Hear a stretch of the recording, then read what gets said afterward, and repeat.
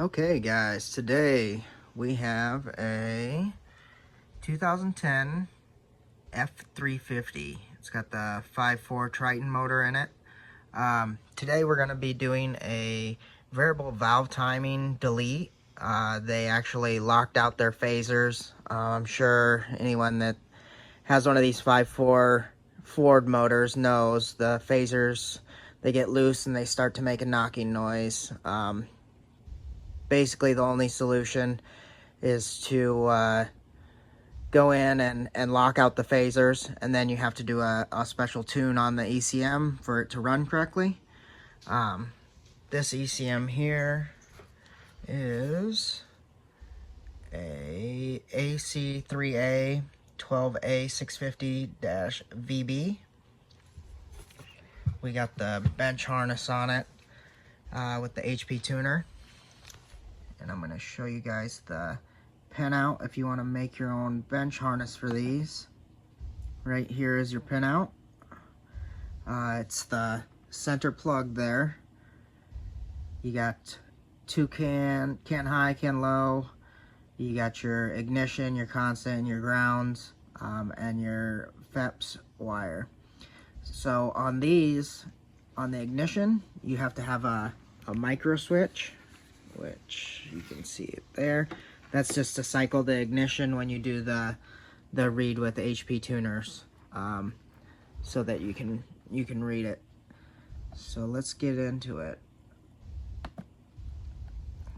So I've already gathered the information. We got it pulled up there. We're gonna read it. See, it's asking to cycle the ignition, off, on. I hit OK. As you can see, it starts to read. We'll come back as soon as this is done reading. Alright guys, I just saved the file. First thing, we're going to go in to airflow. We're going to go to variable valve timing, or variable camshaft, sorry. We're going to go here to variable camshaft. This will be enabled to start with. I've already gone in and changed it to disable. So we're going to disable this one. And then we're going to go into the engine diagnostic tab, into DTCs, and we're going to disable this one here to no air reported, no air reported, no air reported, all the way down to P0022. All these are going to get disabled, guys. And then we're going to scroll down a little further.